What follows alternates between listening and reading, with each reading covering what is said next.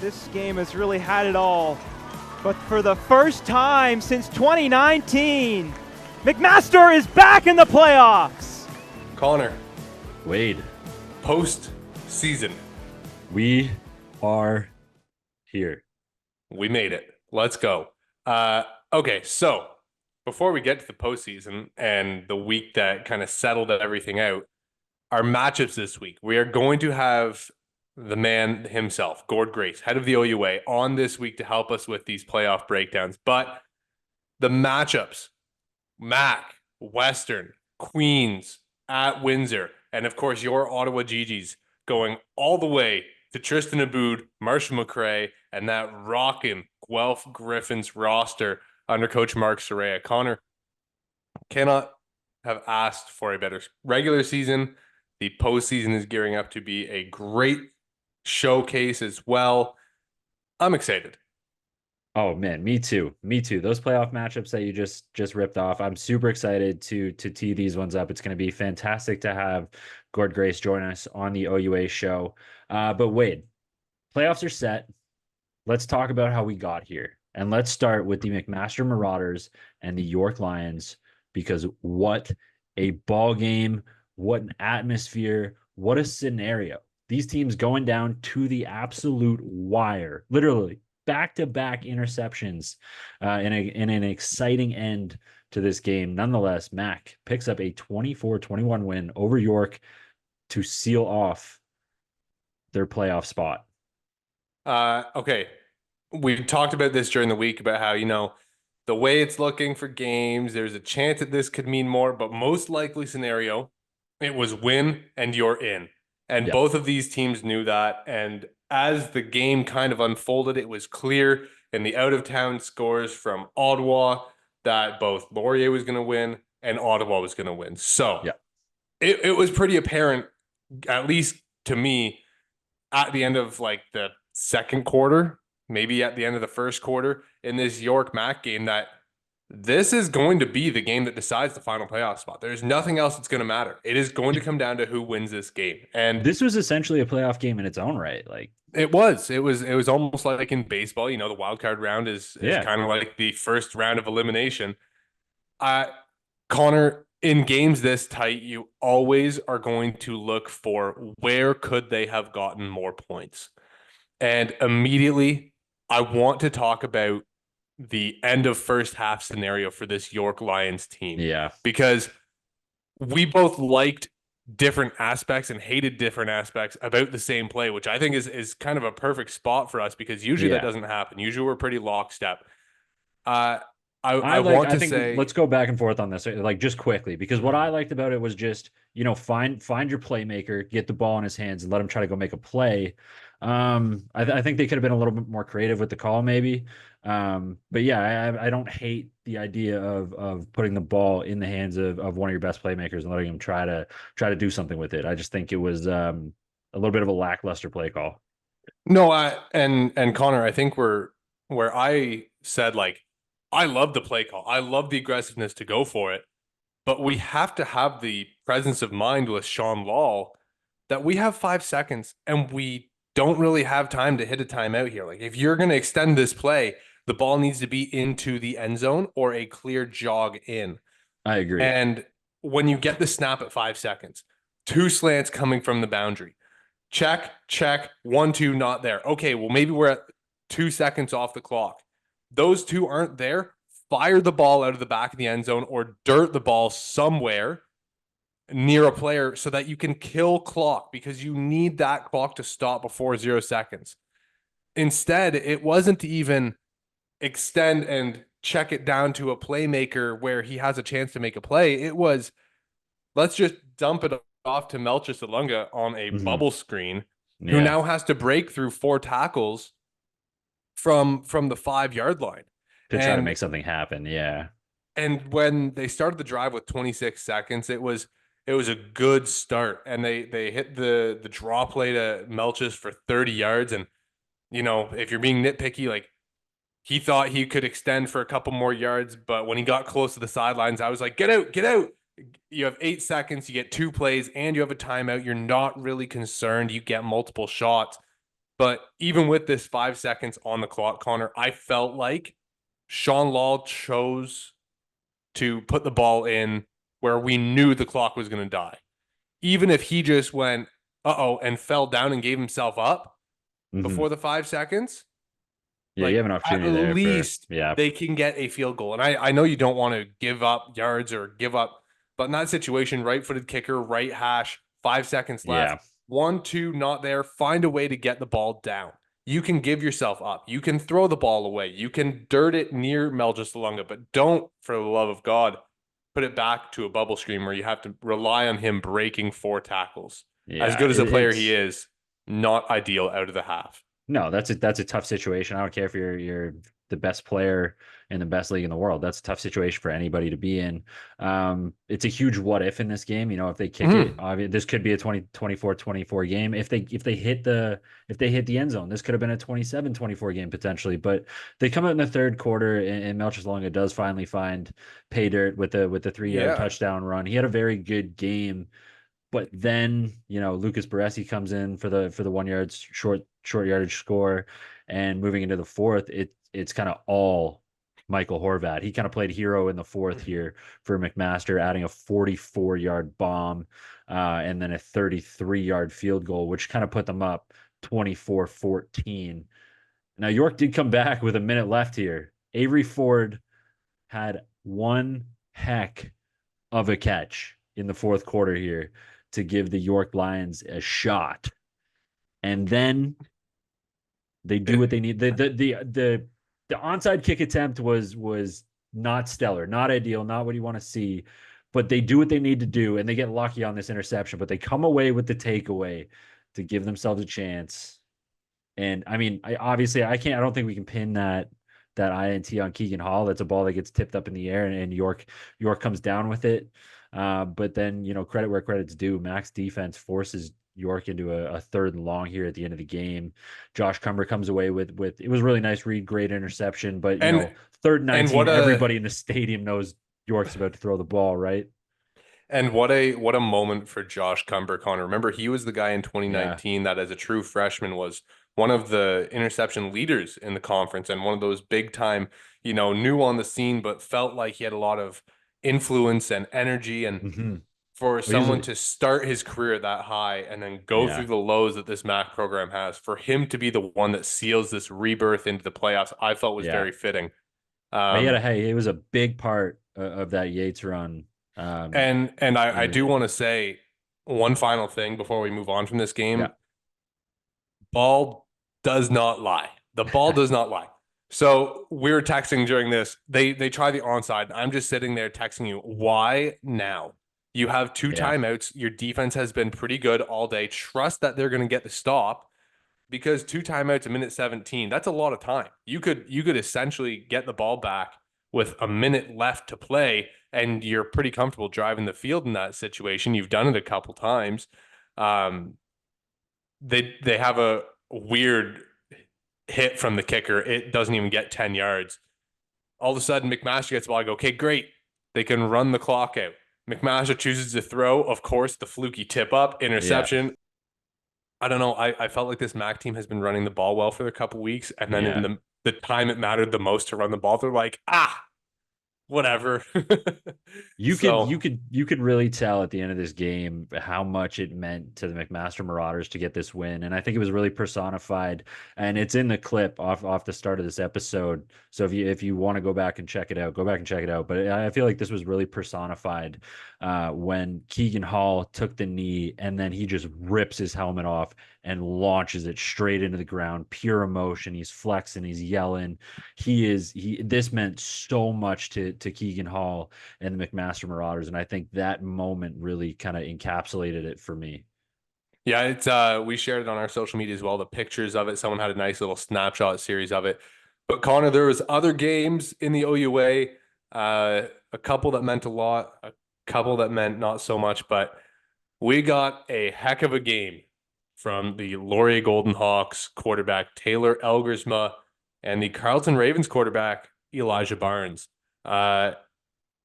Of note, obviously, Ethan Jordan, 10 for 225 and 2 touchdowns, OUA Player of the Week.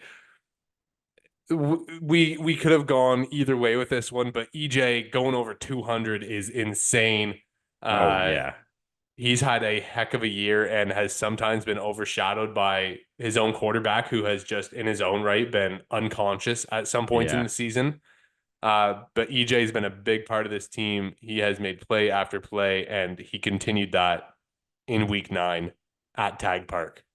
Shout out to Ethan Jordan. But I want to talk about his quarterback a little bit here because he had an absolute day. And I feel like this is something that we say seemingly every week. Had 464 yards, 4 touchdowns in this game to add to an already impressive season. But Wade, you mentioned this to me. He had only 8 incompletions all game, about 5 of those coming in the first quarter, and then after that, dotting the field.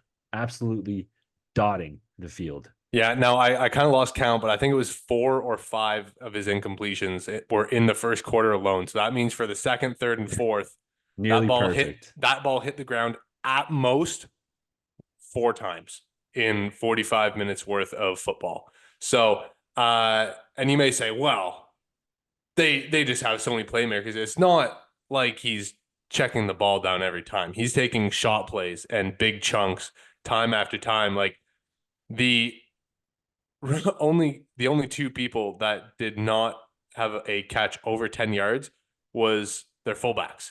And Spate had one on the goal line. So it's like everyone else was 13, 17, 19, 14, 18, 28, 28, 34, 74 with EJ's big touchdown, but they stretched the field. And same thing with Carlton, and we're going to get to them in a second, but Connor with Laurier, they're clicking at a different level right now. This offense having Yeah. all guys back from last year, it's clearly shown all year, and they're rocking into this first round bye.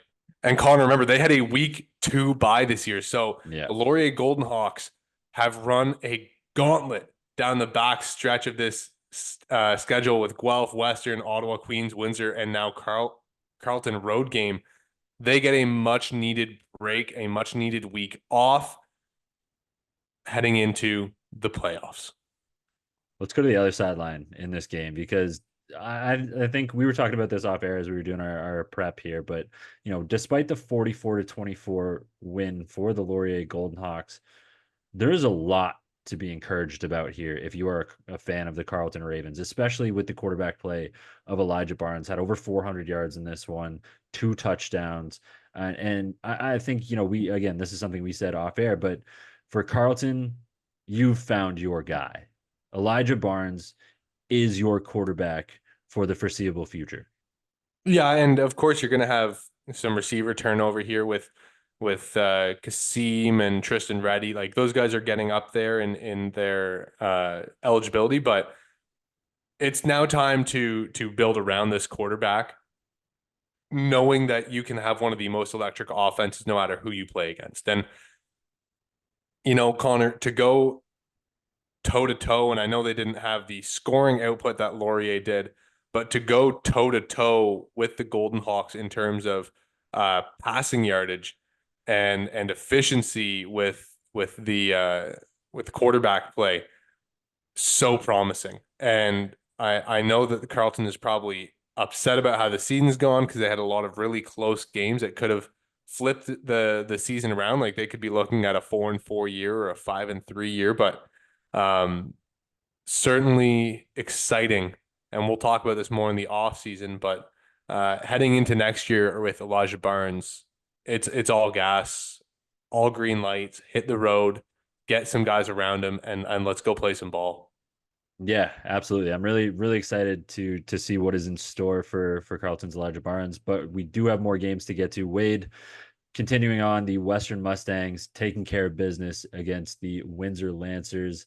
And this one surprised me a little bit. Not in the sense that, Western took care of business, but in the sense that I thought Windsor was going to play Western a little bit better in this one, but the numbers don't lie. Western puts up over 500 yards of offense. Windsor can't, it just kind of is sniffing 200, but didn't quite get there. but yeah, Western for me in this one, doing Western things, taking care of business. Hillock had an efficient day throwing the ball, no touchdowns, but it didn't matter because Rancourt and the rest of the running backs took care of business for them. Can Five we can touchdowns we on the ground for the Mustangs. can we talk about the backup quarterbacks having a goddamn day this week? Oh my gosh, dude. Jerome Rancourt goes 3 touchdowns. Matt Mahler in Ottawa goes for 3 touchdowns. Yeah. Russell Weir at Queens houses a 60-yard QB Yeah. sneak. Like the short yardage quarterbacks were all over the place this weekend in the OUA. But Connor, to me, this one has just the back half of the season has been more about Windsor really showing what their weakness is, and it's been kind of a glaring weakness all year, but more on display the last couple of weeks going against Western and Laurier and Guelph. I know this week they're playing Queens, and Queens has given up some in the ground game, but it's a fierce defense, and that D line is clicking, and we're getting ahead of ourselves with a look ahead, but you can't go 9 of 20 and a pick and expect that, and 2 fumbles lost, 3 total. You can't have that many turnovers Mm-hmm. and this little of a passing attack and expect to win games. So I as much as Western's defense is tough and Yazbek is running really well, and Missouri and Mo and Seth Robertson are really clicking with Evan Hillock, this one was about Windsor's lack of aerial attack once again in the OUA. Yeah, man, I find myself agreeing with you in this one. It's tough when you complete less than 50% of your passes, and both your quarterbacks combined hit 100 yards through the air on the dot. I think if you want to win football games in the OUA, you're gonna have to figure out how to move the ball downfield, and Windsor's gonna have to do that pretty quickly, or have to figure that out pretty quickly here, as they have a tough playoff matchup scheduled this weekend. Yeah, and like Connor, if I told you in Canadian football, you would have 100 yards passing and less than 50% completions, you're going to 90% of the time or 95% of the time say, yeah, that team probably lost. Windsor has somehow made it to a 5-3 record with that kind of play at quarterback. Mm-hmm. And a lot of it is their defense is really talented. But Super at this talented. point in the year, Connor, if teams know you can't throw and they're stopping your run game, your defense just gets exhausted playing so Mhm. many long drives and then having such a little break on the field, because maybe you go 2 and out with 2 passes and maybe 5 seconds or 10 seconds total run off the clock.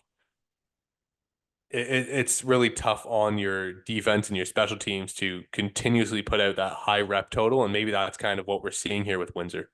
Yeah. Yeah. No, I think I agree here. But it'll be interesting to see what happens this weekend.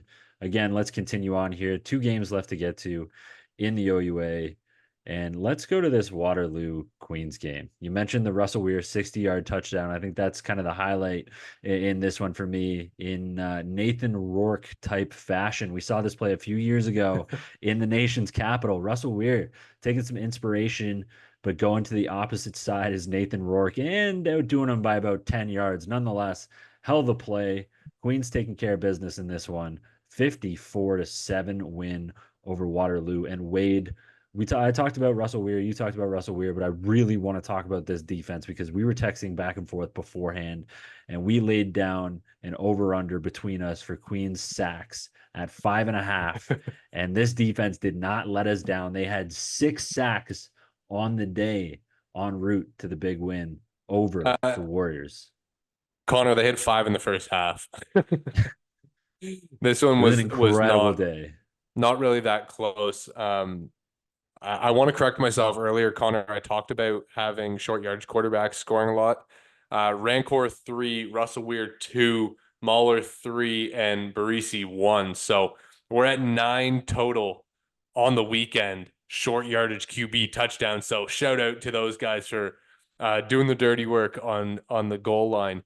But Connor, when we talk about this Queens team, just like we mentioned with Windsor about how they can't throw the ball, I think with Queens, it's more of we don't need to. We don't really care to. And now that our O-line is healthy with Jazz back at left tackle, guess what Jared Chisari was doing? He was about 4 or 5 yards untouched on every carry he had, it felt like. And Wait, maybe they got him in the backfield he once or averaged twice. 8.5 yards a carry.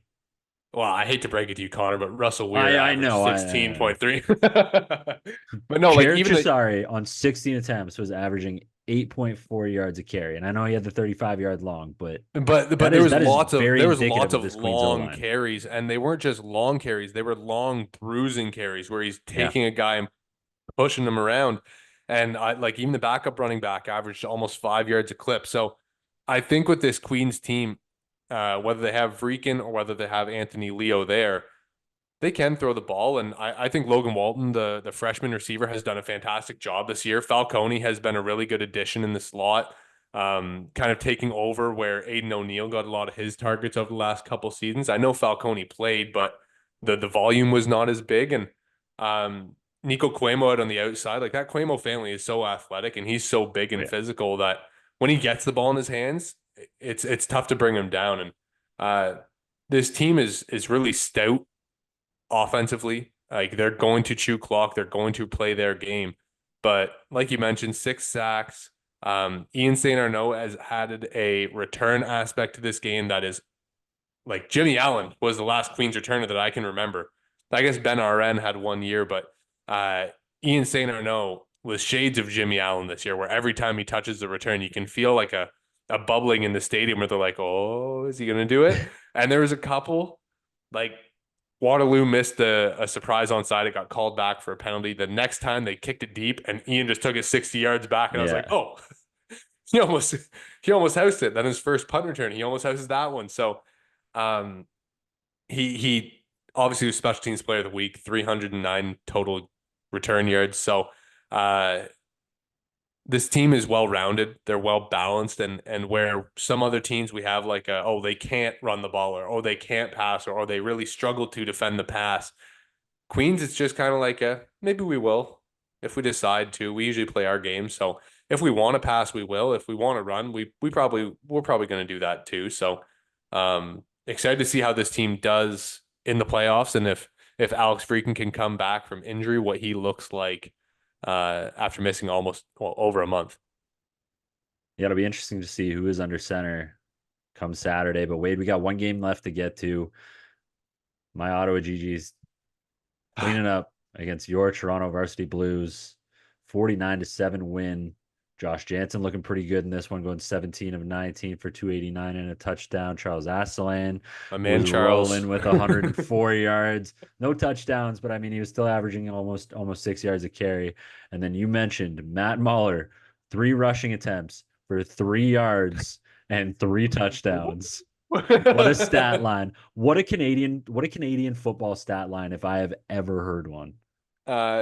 If we were playing fantasy sports and I just started Russell Weir, Matt Mahler, and Jerome Rancourt, Connor, you would have been screwed. But that's 8 touchdowns. That is 8 touchdowns right there. Nine touchdowns, and Rancourt ran for 3 yards. 9 for easy. So did Russell Weir. I mean, we would have had 8.7. We would have had 9 points on total yards and then just 8 touchdowns. So would have been a good day. Would have been a good day. Not bad. I do want to say with this game, Jansen highly efficient. Did you see the highlight? I think I sent it to you of Regis Kadua. He caught like a slant pass and then just absolutely stiff armed the life out of the U of T safety. Unfortunately, he got taken down at like the 2-yard line, but what a play by Ottawa. And as the season's gone along, like Coolio, Kadua, Lucier, they've had some receivers kind of pick up that missing piece from previous years where they've had some really talented guys.